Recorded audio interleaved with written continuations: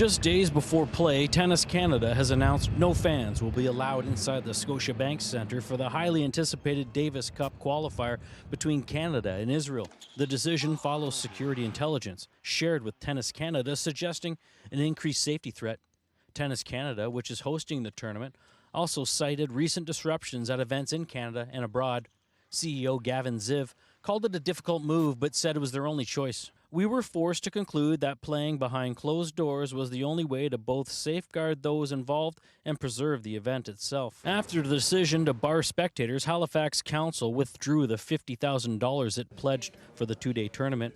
As the event no longer offered the expected tourism and economic kickbacks, Mayor Andy Fillmore is disappointed for the fans. People bought plane tickets, they bought hotel rooms, they've made restaurant reservations, they've arranged their lives to come and watch Team Canada play in Halifax, and they're going to have to modify those plans. That's disappointing. Halifax works really hard to be a welcoming, inclusive city for athletes and sporting events from all around the world. Halifax has recently hosted other major international events like the World Junior Hockey Tournament, but this time the stands will be empty. Tough news for tennis fans looking to see some of the best players in the world.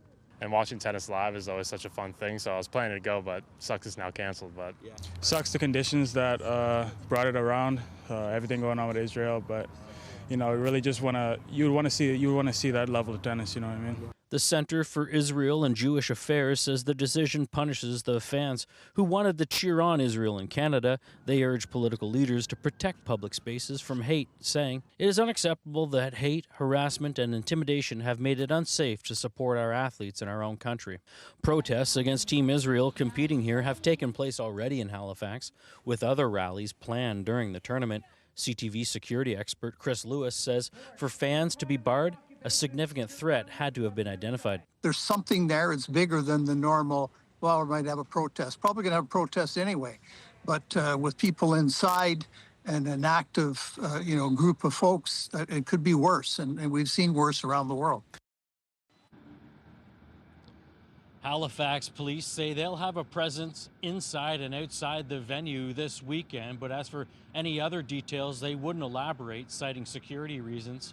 As for the Davis Cup, however, this is just another setback. Earlier this week, Canada's top player, Félix Auger-Aliassime, who's climbed in the world rankings to the 13th spot after that run in the U.S. Open to the semifinals, announced he wouldn't be coming to Halifax, citing fatigue issues there.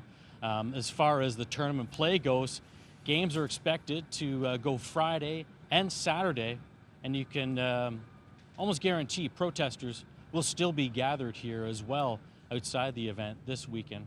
It'll only be watched inside. Todd, I confirmed today that media won't even be allowed inside to cover the tournament. We'll have to watch it from outside as well.